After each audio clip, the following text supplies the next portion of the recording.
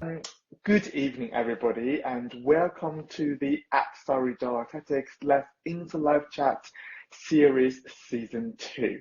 And so this is actually our episode 2 already. And in this episode, we are going to still talk about students' life and with a focus on international students. And our topic is actually empowering excellence and studying nutrition and dietetics as an international student. So my name is Long Lee, and I am a registered dietitian and a lecturer in dietetics at the University of Surrey. And this evening, I've got three guests with me. So two of our current Surrey dietetic students and one actually member of staff from the University of Surrey. So I'm just quickly going to do a quick introduction because then you guys will give you more of your self-introduction later on. On my right-hand corner, we've got Ru Tian Dean. So Ru Tian is our final year student. And he's our final year student, and he will tell us more about his journey. And on my left-hand corner is Yelda. So Yelda is actually currently our placement year student, and she's on placement in. I'm not going to reveal where you are at the moment, Yelda, but you will tell us a bit more. And I can't believe you're actually in your fourth week of placement now, and I feel like you've just started, and literally it's going to be midway very soon. And on my right hand corner is Phil. So Phil is actually one of our chaplains at the University of Surrey, but also a member of staff at Friends International. And I just learned, probably I should have known ages ago already, that Phil is also a Surrey graduate. So we've got two current Surrey students and plus one Surrey graduate. That's always a good sign, and full house of Surrey. I wish I could say I graduated from Surrey University, and then we can just say we've got a full house of Surrey people.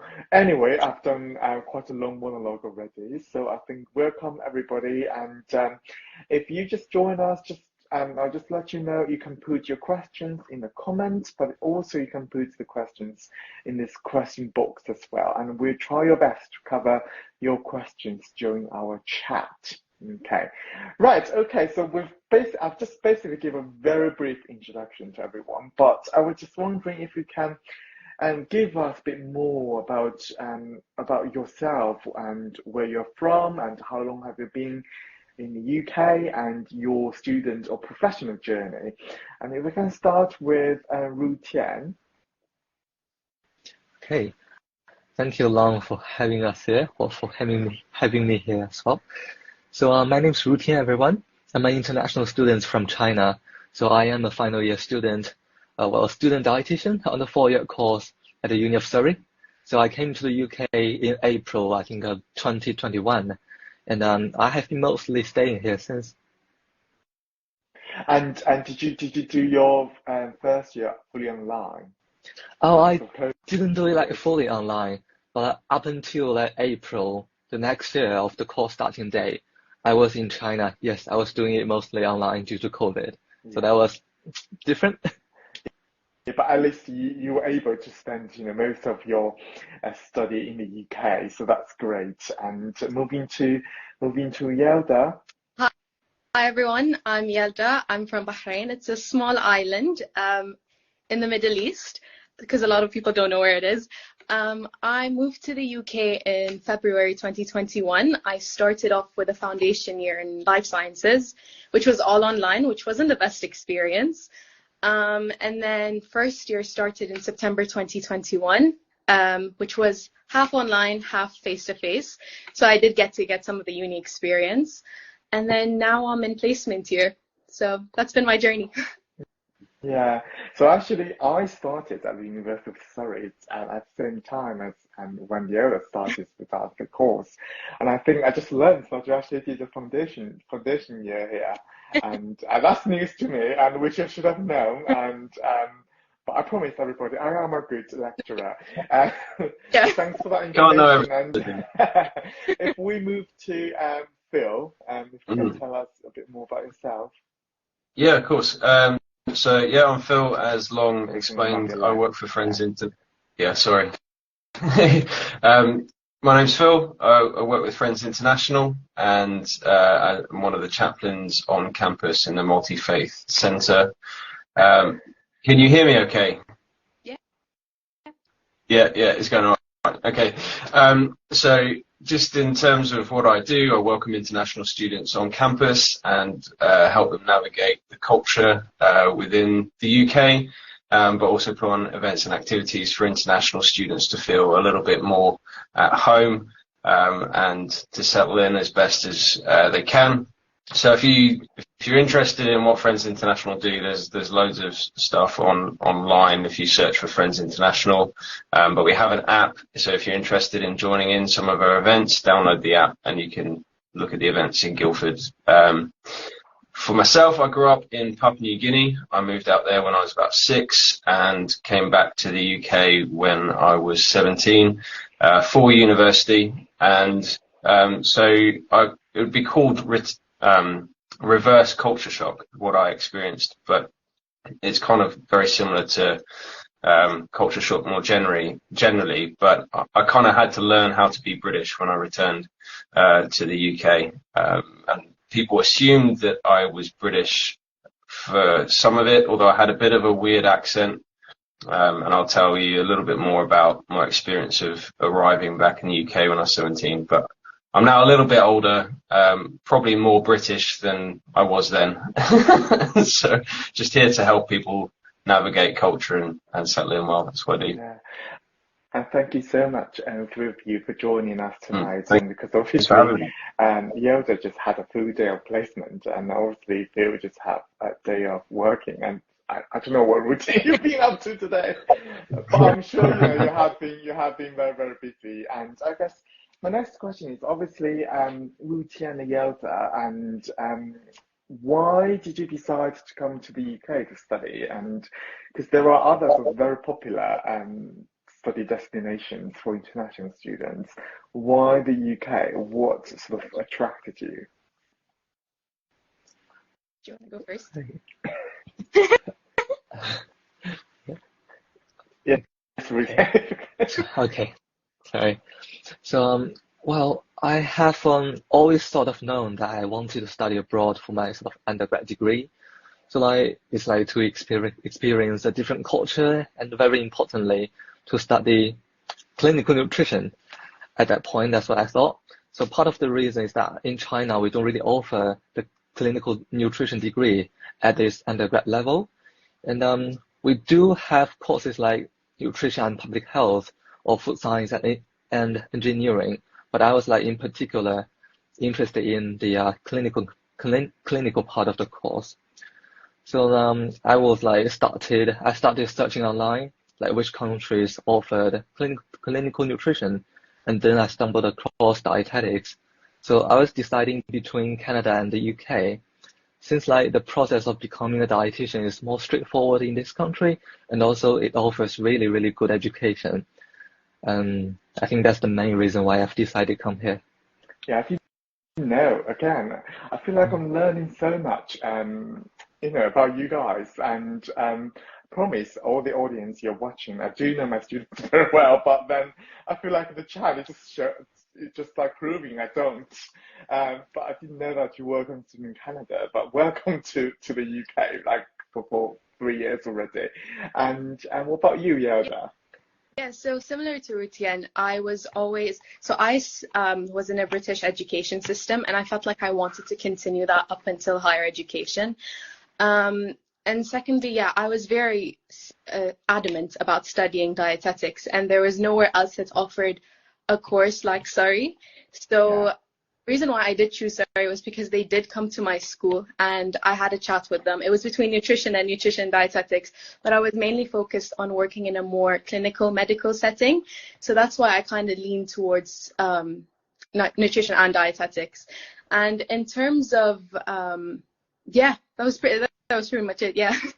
Yeah, and this just shows how important marketing is, everybody. Like, you do need to promote, and you can influence people's decision. But I'm glad. I think you made the right decision to come to the UK and also come to the University of Surrey. And I didn't know that you were in the British education system already. And did you find that helpful, having the same educational system? Yeah, definitely. I feel like it wasn't as big of a jump as I would have thought it would have been. It was still a big jump, but it wasn't as hard to get used to everything, just because I feel like I've done it since I was in like kindergarten. Yeah, and I think that's quite an interesting point, because obviously I am from China, and I was an international student as well, and I did all my education, my primary, secondary, and first degree in China, and the system was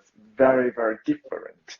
And so I did find it challenging coming to the UK. I don't know if you find that similar things, Wu Tian, because obviously this is your first degree, but then I assume you did your primary and secondary in China. Yes. So sort of. So I've decided to go abroad and study for my undergrad from quite a young age.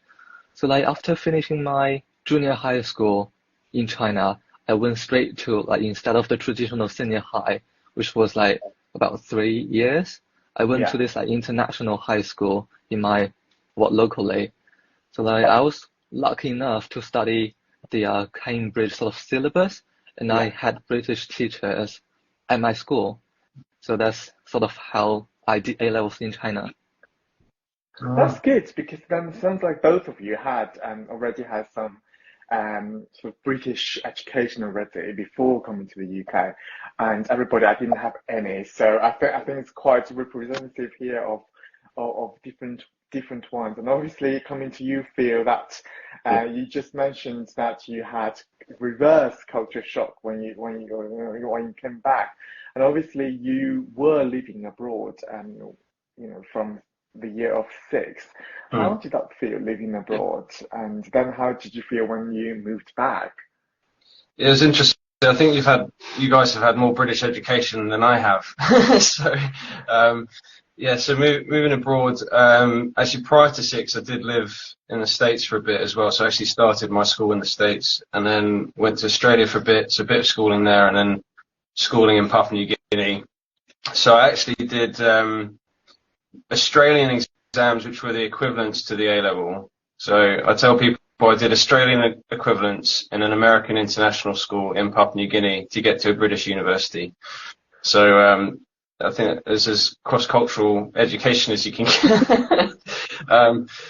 So yeah, coming back to the UK was not as much of a shock as it could be, because I came back a year prior to starting university for a few months, just to sort of, my parents had some leave, and that's kind of what just happened. So it wasn't as much of a culture shock, but coming into university itself is a culture shock in itself. So for British students going to university has a different culture to a lot of British culture. And so everyone goes through a little bit of, this is new, this is different, I'm now free of my parents and I can do what I like. So there's an added element of independence. So you're going through all those different emotions, trying to figure out who you are as a 18-year-old, as I was, and all those values that you've sort of inherited, you figure out, are they my own, and how do I want to work that out, alongside having to motivate yourself to study and do what you're there for. So there's a lot going on in that stage, and then just in terms of, there's so many people you're meeting, so many names, so many relational interactions that you're trying to work out. So when you have a slightly Australian accent but you say you're British, it tends to confuse people. But some of the, I guess, stories in terms of settling, mostly it was all right. I didn't have to worry too much other than an accent. I could speak English. I didn't have to learn a language.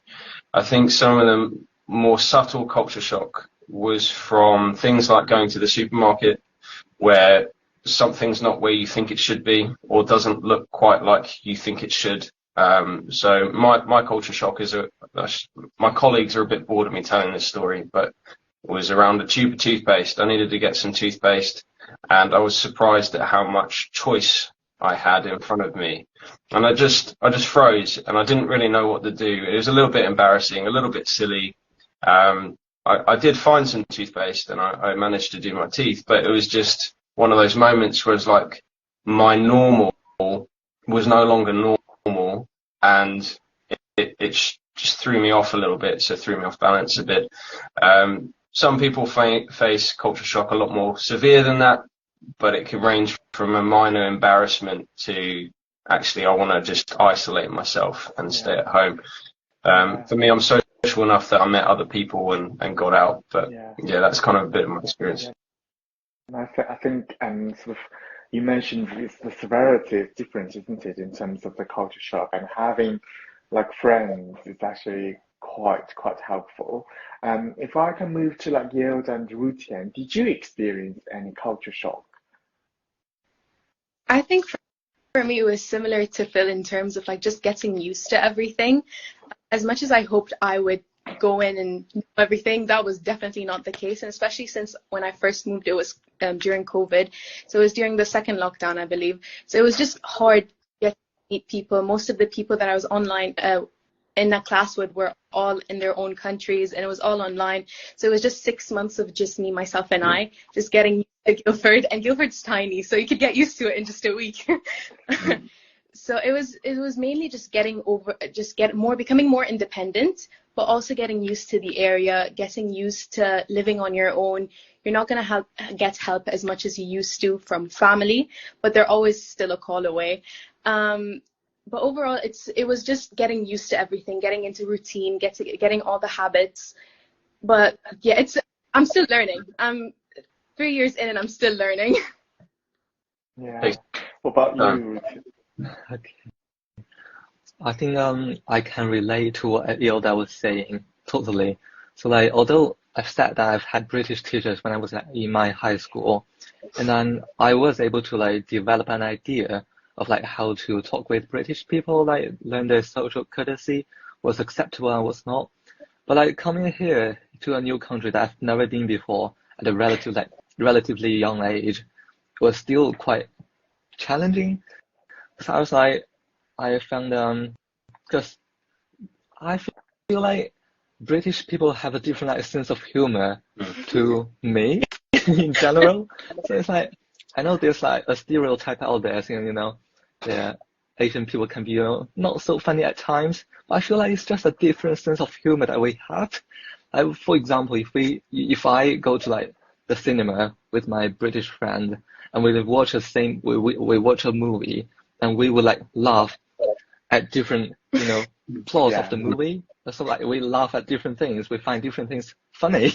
I was like, okay, it's small things like that. I think that's quite an interesting point, and to find the sort of the nuances of in the communication and the different, as you said, the sense of humor is different, and people find different things funny.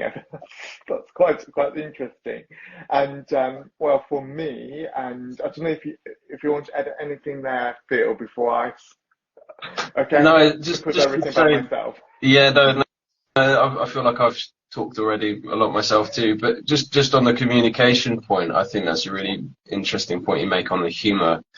I think a lot of international students struggle with the fact that the double entendre, the double meaning of the English humour plays on, and how we can say things but mean the opposite of what you hear. So we're quite understated. So I might say something's quite bad, but actually mean, or it's not that bad.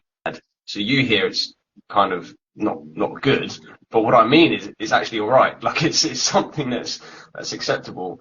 And so there's things like that where those double meanings really throw international students off. And I remembered when I was working in NHS and I had Australian colleagues, and we love to ask, people just, very generously, all right, and are you all right? And apparently they don't say things like that, and I think like, why is he asking me if I'm all right? And even, they are English speaking, but then still it's quite different, isn't it, in terms of the culture? Even we perceive they are like similar cultures, but they're actually not. Mm. And I think when you mentioned about communication, I feel like when I first came to the UK, and obviously I passed the English language test already, and at that time it's called IELTS. I don't know if we still do IELTS at the moment. Used to, yeah. And then so in theory, I passed the threshold, and the language shouldn't be a really problem. But I did actually find sort of speak English to be or language to be quite challenging at the first place. And I think mainly from to say when I first came, people just kept saying, cheers, as in thank you. But then when I was in China, I just learned thank you, and there's no other way to say thank you. And I said, why do people say cheers to me when there's nothing to, there's no like drink or anything? Why are we saying cheers? And I think just, yeah, stuff like that, I find it quite challenging. And I think even because I spoke Chinese, and that was my first language, and I didn't really practice English on a daily basis, and when I was in China. So I think still coming here, that's quite challenging at the beginning. I don't know, how do you find this, guys, Ruti and Yelda? Did you experience similar things, or that was easier for you because you already studied English? I feel like, sorry, to Go go first. Is that right? Okay, thanks. No, you go ahead. Okay. I did have this problem as well. Although like I've started my A levels in China, I still struggle quite a lot. Well, because like my first language is Mandarin as well. I think same as Long. So it's like a very, very different language from English. And so like, especially when I was like speaking to my patients who have got like speech impairment, like if they've like got a stroke, say they've got slurred speech, or if they've got cancer around this throat area, they will struggle to speak in the first place. And I was just like, sorry, could you please repeat that again? So yeah, I think it's just a process of adapting and constantly learning. And I'm constantly impressed by Long's language abilities. Like his English is like so good. So I was like asking him. So he would also like give me tips on learning languages. So in conclusion, I feel like learning a language is all about inputting and outputting. So if you hear enough and you read enough, and then you practice enough, you write enough, that's probably the only way that you are going to improve. It's lucky that we are already physically in this country, in a like English speaking country. But one thing to be aware of is like you can't really enclose yourself in your native language sort of bubble. If you only like hang out with your with friends from your own country, you're not gonna get the chance to practice English, are you? So that's just one piece of advice that I would offer. Yeah, so practice makes perfect, and try to speak English wherever people can remember. I did that initially when I was coming to do a language course, and I was speaking English to all my Chinese peers, and to a point they thought I'm Japanese. Because I've never spoken Chinese to them, they thought I was Japanese. And so I think that's really good advice, Rutian. What about you, Yelda? Yeah, exactly like Rutian. I was always in English speaking school, so we had to speak English. But obviously when you come back home, you always have your own language, so you could take a break from speaking English, from translating everything in your head. So when I first moved here, it was constant English, A to Z all the time, which I don't mind, because sometimes I do feel like it's easier for me just because I've spent such a long amount of time here. But I feel like when it comes to talking to the publics, like with my patients, I feel like having that communication during uni when we had our practice was really good, because you could kind of tailor it specifically to that setting. So yeah, like Rutian said, makes perfect. The more practice, the more English you talk with your friends, the easier it gets. Like I'm in week 4 of placement, and I'm still trying to rephrase my questions to make it make sense so that the patient understands what I'm trying to achieve from them. But it all comes with practice, and I still have a long way to go. So looking forward. Well, both of your English is amazing, I have to say. So I guess, Phil, that's probably, I don't know if you see this commonly in your work in terms of the language issues. And if you do, is there any tips from you? Yeah, I think what we see is oftentimes there's a phrase that I've heard, I can't remember who said it, is language is culture. And so if you're only speaking language with even other international students, you're not necessarily picking up the cultural language of your patients and those who you'll meet in the public. And again, that's the same with university culture. You'll be speaking the language of university, but translating that into general public is going to take some time. And so, yeah, you guys have both said exactly the things that I would suggest is practice finding people you can talk with who will be honest with you when you make mistakes in a kind way. And so we'll be able to just reflect, you said this, and I think it'd probably be making more sense if you said this, or this is what we would say more naturally. And so having those people is really key, but also really hard to find when you're in a university like University of Surrey, where it's just a campus.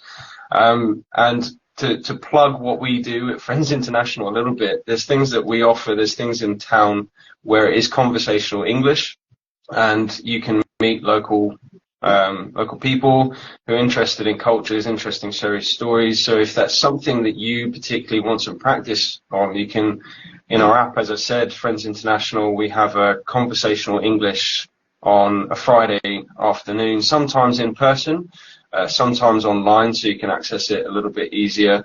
And that's not just about your English, it's like about things in culture. You can share your stories. So sometimes it's things like that might seem a bit mundane, but when you think about it, are actually very different across cultures. So like, what do we call our houses where we live? So do you know what a bungalow is? Do you know what a mid-terrace house is? And those things that we take for granted might be different in your country. And so you get to share what your terminology for houses is.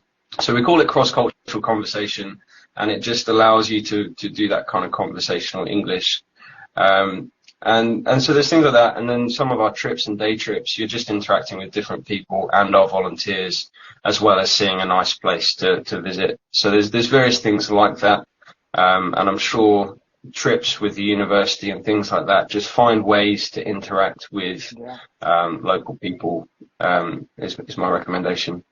Absolutely. And I think, as you said, Phil, we've got Friends International here in Guildford, but if you are a student from other universities, I am very sure that each university will have some similar service and help, because international students are such an important part of each university. And I think universities have invested quite a lot in supporting international students. So if you're in Guildford, please, you can get in touch with Friends International. And especially, I think, if you later on, we're going to talk about loneliness, and I think that's another way to really just make new friends. And I think, yes, just see and search for your university website, and then see for what's available locally. And So can I just say something? I just noticed that Friends International Oxford joined this live stream. So we are a national organisation. So if you're in another university, do search for Friends International. We are in some of the major university towns, and get in touch with them. Excellent, and love that plug there as well. I think another thing I probably would love to add is, I think when I first came, I felt I needed to speak perfect English, and if I couldn't speak perfect English, then I was very afraid to speak, because I felt people probably would laugh at me for my English, and or for my not very, not perfect English. And then as I grew up, or as I sort of learned my way, I just learned, as long as people can understand you, that's fine, and they really wouldn't really care of your accent or your grammatically error or mistakes. I think as long as people can understand, that's fine. I think I probably put too much pressure on myself, trying to speak perfectly. I would really rehearse a sentence in my mind for so many times before I actually spoke.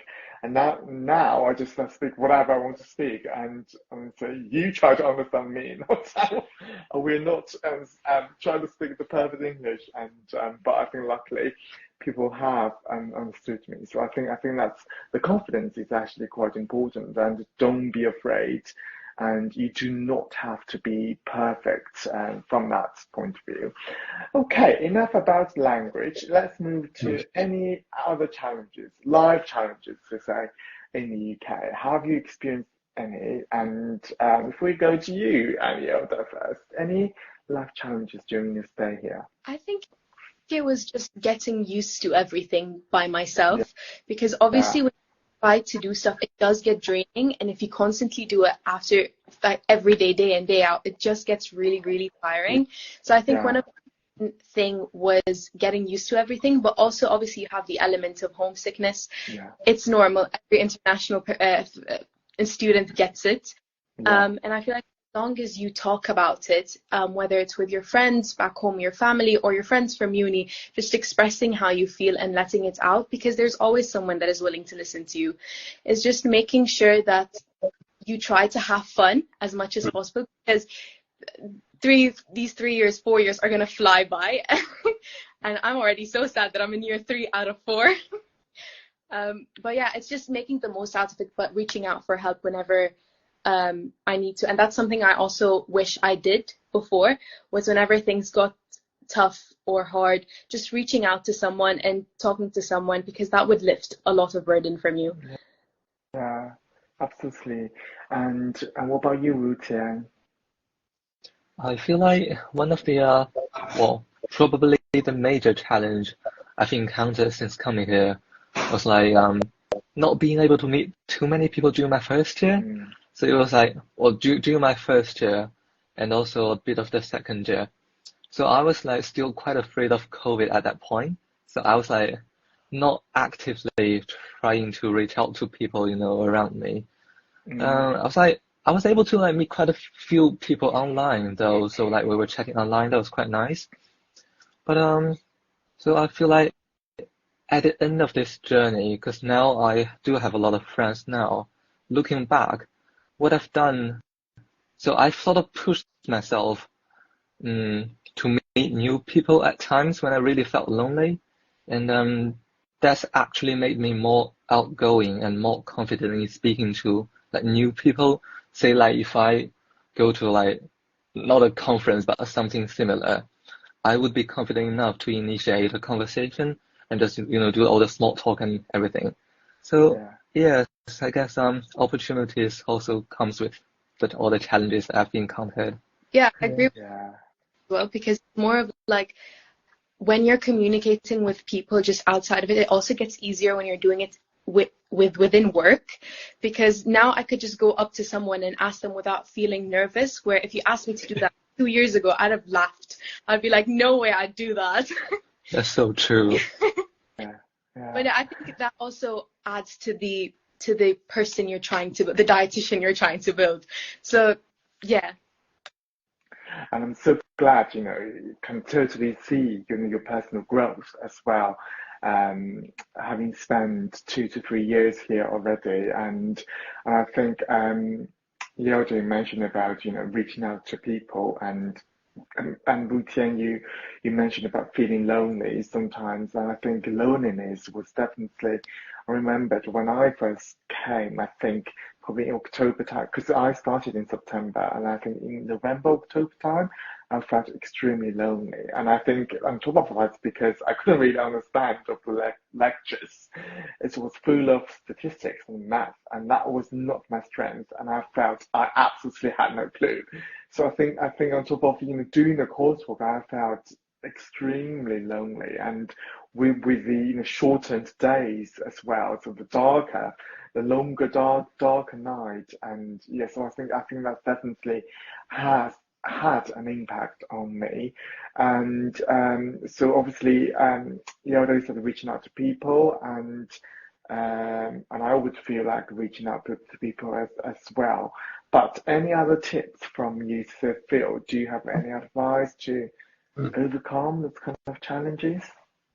Yeah, it kind of depends on personality a little bit. So, kind of a lot of it's being kind to yourself and working out how you react and how you respond. So just to start with, one of the things that came first to mind, Long, when you were mentioning the long nights. I've met a couple of international students, especially those with from countries where it's the same hours of daylight all year round. That is a major part of culture shock, in the sense they don't quite recognize it almost until it's a little bit late. So I had one friend a couple of years in, he mentioned just every January I'm just really sad, and most of us Brits recognise that. We know that's just it's a depressing month. There's a reason it's like, I think Blue Monday is a Monday in January where everyone's just a bit low. And so yeah, the weather affects our physiology, and it's recognising that and then building in habits that sort of negate that impact as much as you can. So many of you will find you're arriving to work in the dark and you're leaving in the dark. You've been inside in a hospital or in a clinic or whatever all day, and so you've not really seen daylight, and that has a massive impact on your mental health, and so you tend to feel really low. So if you can, make the most of your lunch break, or if you get one. I mean, I'm aware of sometimes work doesn't allow it. So it's finding ways to negate that as best you can, making sure that if you haven't had it much during the week with daylight, make sure you get out on a Saturday, Sunday. And we Brits tend to, this is a cultural thing, so it's a generalization, we tend to go for walks kind of culturally. We tend to find that, as at least families would tend to go for a walk at the weekend or something like that. Even if it's a bit rainy, we'll just put on a coat and do that. So there's a cultural inbuilt thing, I think, to deal with the low days, but just kind of find some daylight and be out in it for 10 minutes, and you should find someone that helps. The other thing is just trying new things, and it is hard, especially if English isn't your first language. And sadly, crossing cultures doesn't come easily to the English either, to the Brits. We tend to try and assume that everyone's going to speak English, and Brits abroad is a kind of a joke, that we always just speak louder and slowly. So it's navigating that and being patient with the cultural etiquette. If you get it wrong, if they get it wrong, try and be gracious that things being done differently isn't necessarily rude. You will find some people are rude, but mostly it's accidental. And so it's just being able to ask that question and trying to be honest with people. Where I'm from, if you did that, it comes across kind of rude. Did you mean to be rude? Or and try and ask those questions. You said this. Can you explain what you mean by that? And again, I think we Brits tend to do that naturally. If someone has said something we're not sure, so let's say someone says, "Oh, that's quite good," or "That's not that bad," we'll naturally kind of joke about it and go, "Do you mean that's not that bad, or do you mean it's good?" And we'll kind of give a bit of pushback to clarify what they mean. And I think a lot of international students will take what is said the first time and go, "Oh, that's what they mean." Sometimes you just need to clarify that. So all those things kind of compound some sometimes quite difficult relational issues.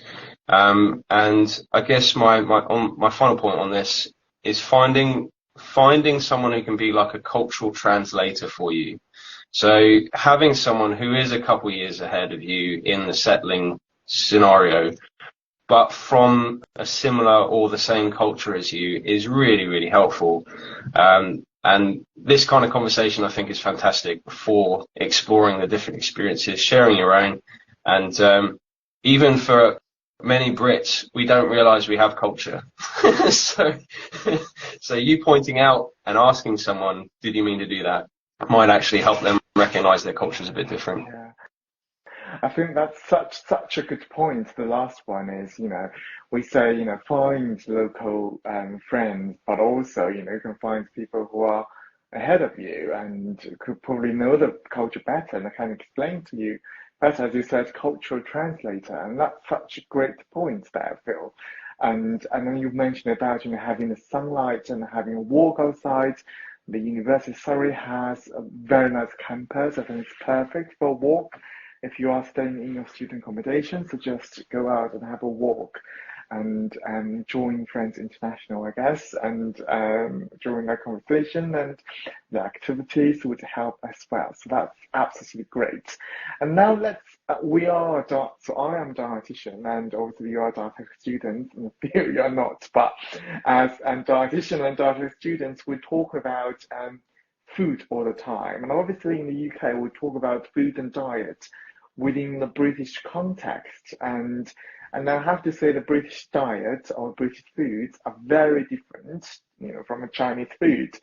And I think that was a challenge for myself. So in my textbook, when I was in China, I thought the British just eat fish and chips all the time, because that was literally what's on the book. So fish and chips, what did you have for dinner tonight? Fish and chips.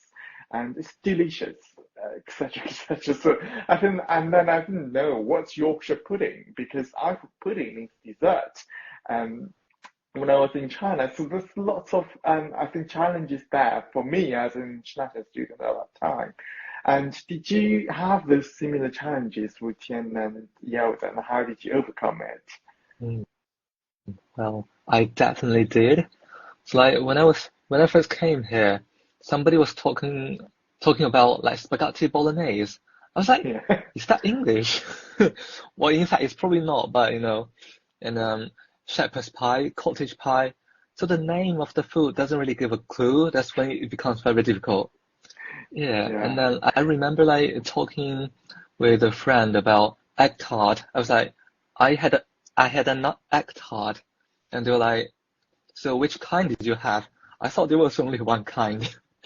So yes, I did have that problem. But I feel like how I sort of overcame it was like I just went to the supermarkets a lot. I would like go through and walk through all the shelves and just see the names and match the names to the actual thing that's in front of me.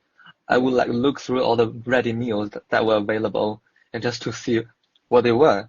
And then yeah, I've also like used this book called Carbohydrate and Calorie Counter, Carbs and yeah, Counter. yeah. Yeah, Cup and that's the one and for like, cow.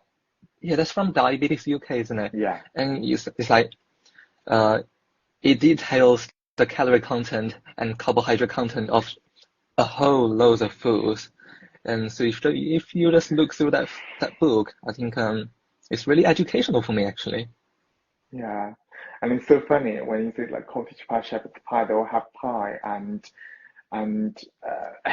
so pie was associated with, again, dessert. Everything was dessert. Uh, but it's not. That's quite useful to go to supermarket and just have walk around, because I find it's quite useful, as you say, like you can directly see what it is and in the supermarket. So that's helpful. What about you, Yelda? Yeah, similar again to Rutian. I used to just go to the supermarkets, look at the shelves, observe everything, just so I can have a good idea. Because obviously, when you're working around food, a lot of people are going to have different brands they like. And obviously, I'm not that familiar with the brands that are here. So it was just nice to just familiarize myself, see how everything is. Some of the craziest combinations I've heard was spaghetti hoops on toast. Still can't get over that. And it's just, yeah, getting used to everything, getting used to some of the dishes that are common amongst people.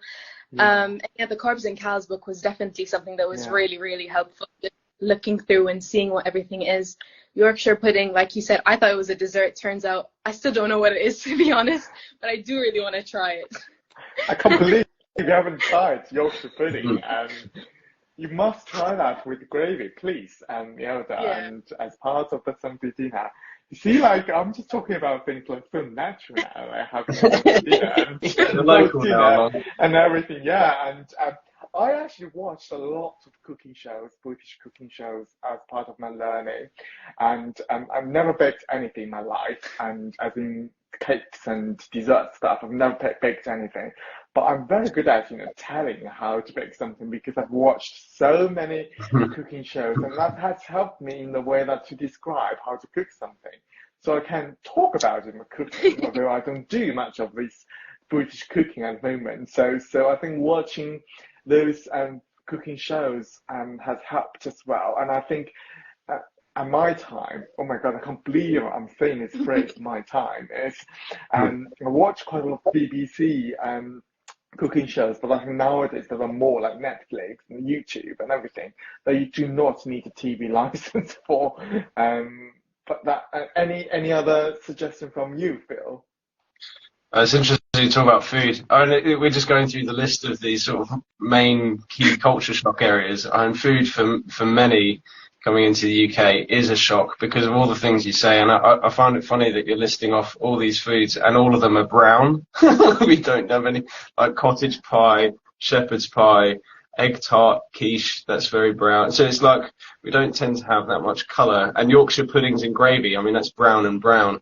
So it's we don't have a huge amount of colour. And then what we do is the British is we just grab everyone else's cultural food and just give it the name of their country. So you get Chinese food, Italian food, and Mexican food, and everyone loves it. But it's also a little bit not politically correct because obviously, like with Indian food, you have the different regions with different foods. Same with China, and they're big countries. So we just clump it all together and say that's Chinese food. It's a little bit harsh, I think. I don't think that's appropriate, but it's just you have to find the restaurants that. If you're looking for home, find the restaurants that actually do your home cooked or close enough. And you guys have shared some fantastic ideas actually that I'll take away for students. Like if you're curious, go around the supermarket. And the other one that I can plug from what Friends International offer, we have in Guildford at least. Some other areas do also have this, but we have a hospitality scheme. We have several volunteers around Guildford who are both British, some are international themselves, but have all kind of lived overseas or have an interest. They open their homes up to international students so that you and a friend can go and have a local meal. We don't promise it's a British meal because they're not all Brits, but in that sense, a lot of them will potentially offer a roast or something like that. So you can try a traditional English roast. And again, I can't promise that. Depends on the volunteers. So, but again, that's in the app, and you can search for local link. You register, we connect you to a local home, absolutely free. It's again part of what we do as just helping you feel welcome, and it helps you get off campus. And then you just the conversations like this one, talking about food. What do people do around the dinner table? It gives you a kind of idea of different ways of doing things that you might not have really recognized before. But yeah, what you guys have shared actually is some really helpful tips towards us. Now I feel very, very hungry and I would like a full English breakfast now.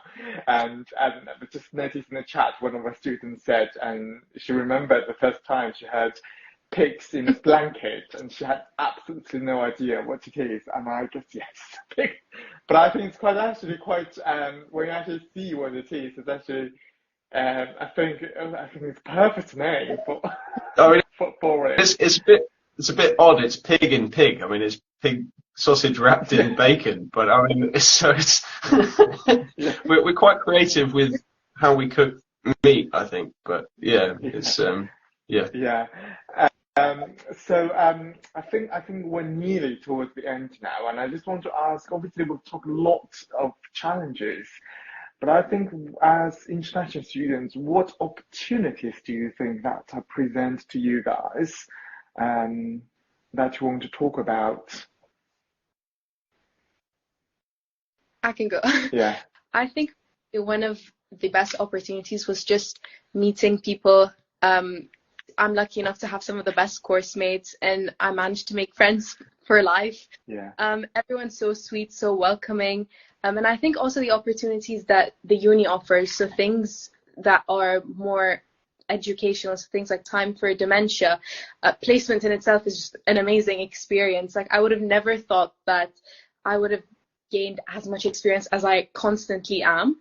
And overall, it's just been a really, really nice journey. And I know I'm like a year and a half behind, but I'm still sad it's nearly ending. Yeah. Just because, and I think one of the tips that I'd give if I was back in year one is to put myself out there more, to go to more events, join more societies, meet more people, just to make the most out of it.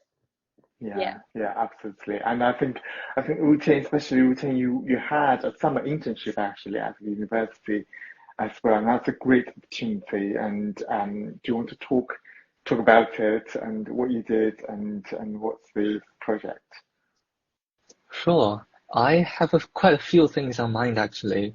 It's like if we go back to the summer holiday of my second year, first, I was like, I was able to secure a volunteering position at this like private nutrition company as a social media content creator and also blog writer. And that I couldn't have done that without the help from like my personal tutor, Barbara Engel. So like, she has been so helpful. So that's something that I had in that summer holiday.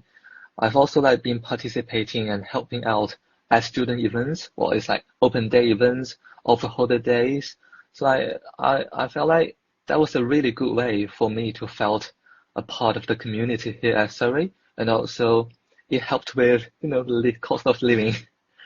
Yeah, and also during last summer holiday in particular, I applied for this, like Long said, the undergrad summer research internship, through this scheme that the university offers for all of the undergrad students who are going into their final years of study. Yes, I think that's what it is. So basically, I was working on a systematic review and under Dr. Cass Hart. So it was like a paid internship. So there was like close supervision and a lot of help from different academic staff from our department, and also like external help from our librarians.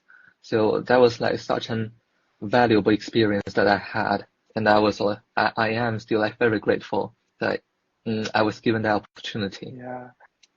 So I think just keep in touch with your personal tutors, your lecturers, academics. We'll give you quite a lot of good opportunities as well. So that sounds like good experiences for you, Wu-Tian. And I think and obviously I think international students bring diversity to everything. And I think that's actually a very positive thing. And I think if we are in a sort of foreign country, and we should really recognize our own values. We bring values to other cultures, and I think we should be proud of it. And I think the UK definitely is full of the diversity. I think in the UK is actually great, and I think especially after I moved down to London from the north, I just felt the benefits of having that diversity. And I think that actually enabled me to thrive in a way, the diversity. So I think that's absolutely, a good thing. And thank you so much for both of you for sharing this. And from a study point of view, is there any sort of tips you would like to give to students studying nutrition and dietetics, like international students and home students? I think for me personally, it would be reach out for help whenever you need to. The library offers amazing help. The personal tutors are amazing. My personal tutor is Anya, so she's amazing. The lecturers as well, whenever you need help with anything, they're more than willing to help. It's just whenever you do like you're struggling, just reach out, ask for help, because at the end of the day, we're all here to learn. Yeah. What about you, Wu-Tian? Any? So that is so true. I am actually also applying to become a student ambassador this year.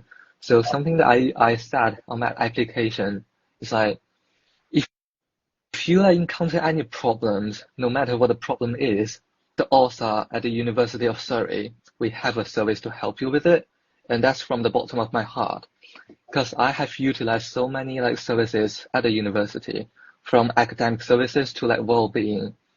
So if you like encounter any problems with your studies, definitely reach out.